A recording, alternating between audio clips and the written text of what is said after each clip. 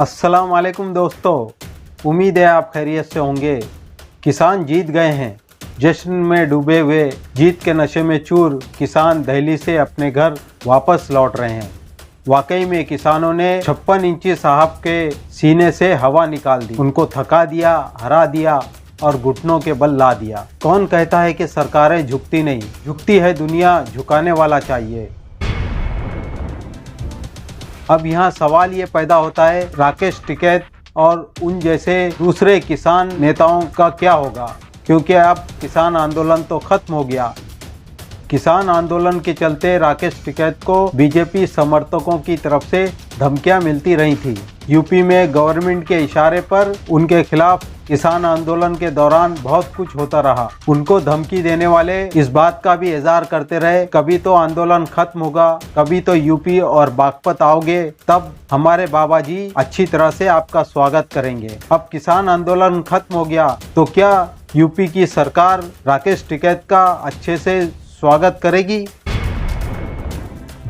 अभी इस बात का इम्कान बिल्कुल भी नहीं है, क्योंकि यूपी में चुनाव सर पर हैं। बीजेपी ने यूपी चुनाव को सामने रखकर ही कृषि कानून को वापस लेने का फैसला किया है। अगर यूपी में चुनाव नहीं होते तो हरगिज ये कानून वापस नहीं होते। जब तक यूपी में चुनाव खत्म नहीं हो जाते तब तक योगी सरकार राकेश टिकैत से पंगा लेने का भी नहीं सोचेगी।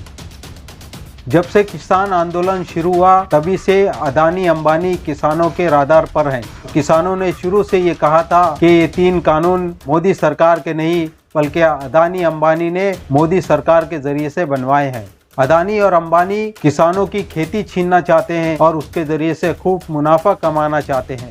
बात करें अदानी अंबानी की, देश के अलग अलग हिस्सों में करोड़ों रुपए का इन्वेस्टमेंट करके अदानी अंबानी ने बड़े बड़े गोदाम पहले ही से तैयार करके रखे हैं। इसीलिए मोदी सरकार इन कानून को वापस नहीं लेना चाहती थी, क्योंकि वापस लेते ही उनके मित्रों को जोर का झटका धीरे से लगने वाला था। मगर कब तक? आखिर बीजेपी की केंद्र सरकार को ये समझ आ गया कि अगर अब भी इस कानून को लेकर अड़े रहे तो देश की सत्ता हाथ से चली जाएगी। इसीलिए ये कानून वापस हुए हैं दोबारा बनने के लिए, क्योंकि जब सत्ता हाथ में रहेगी और दोस्तों के पास धन भी होगा तो फिर दोबारा से कानून भी बन जाएंगे। यही बात साक्षी महाराज और राजस्थान के बीजेपी के गवर्नर ने कही है कि कानून तो बनते बिगड़ते रहते हैं। जैसे ही चुनाव खत्म होंगे राकेश टिकैत के बुरे दिन शुरू हो जाएंगे और दोबारा से किसानों के ऊपर ये 3 कानून लाद दिए जाएंगे। मगर सरकार की ये भी कोशिश होगी किसान कहीं दोबारा से आंदोलन न शुरू कर दें, उसके लिए राकेश टिकैत को सबक सिखाना ज़रूरी होगा।